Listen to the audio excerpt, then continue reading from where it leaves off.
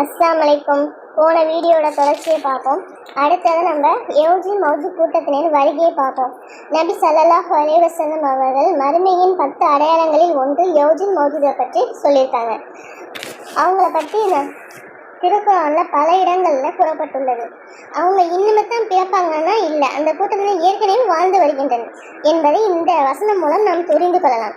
முடிவில் 2 மலைகளுக்கிடையே உள்ள பகுதியை அவர் அடைந்த போது அதற்கப்பால் எந்த பேச்சையும் புரிந்து கொள்ளாத ஒரு சமுதாயத்தை கண்டார். துல்கரனே, யௌஜி மௌஜூத் என்போர் பூமியில் குழப்பம் விளைவிக்கின்றனர். எங்களுக்கும் அவர்களுக்கும் இடையே ஒரு தடுப்பை நீர் ஏற்படுத்திட உமக்கு நாங்கள் வரி தரட்டுமா என்று அவர்கள் சைகை மூலம் கேட்டனர். என் இறைவன் எனக்கு அளித்திருப்பதே சிறந்தது. வலிமையால் எனக்கு உதவுங்கள். உங்களுக்கும் அவர்களுக்கும் இடையே தடுப்பை அமைக்கிறேன் என்றார். தனது பணியாளர்களிடம் என்னிடம் இரும்பு பானங்கள் கொண்டு வாருங்கள் என்றார். 2 மலைகளின் இடையில் மறைத்து மட்டமான போது ஊதுங்கள் என்று கூறி அதை தீயாக ஆக்கினார்.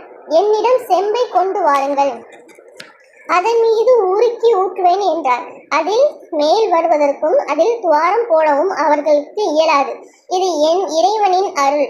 என் இறைவனின் வாக்கு நிறைவேறும் போது அதை அவன் தூளாக்கி விடுவான். என் இறைவன் வாக்குறுதி உண்மையானது என்றார். அவர்களை ஒருவராக மோத விடுவோம். சூர் ஊதப்படும். அவர்கள் அனைவரும் ஒன்று திரட்டுவோம். அல் குர்ஆன் 18வது அத்தியாயம் வசனம் 94-99. அஸ்ஸலாமு அலைக்கும். இன்ஷா அல்லாஹ் அடுத்த வீடியோல பார்ப்போம்.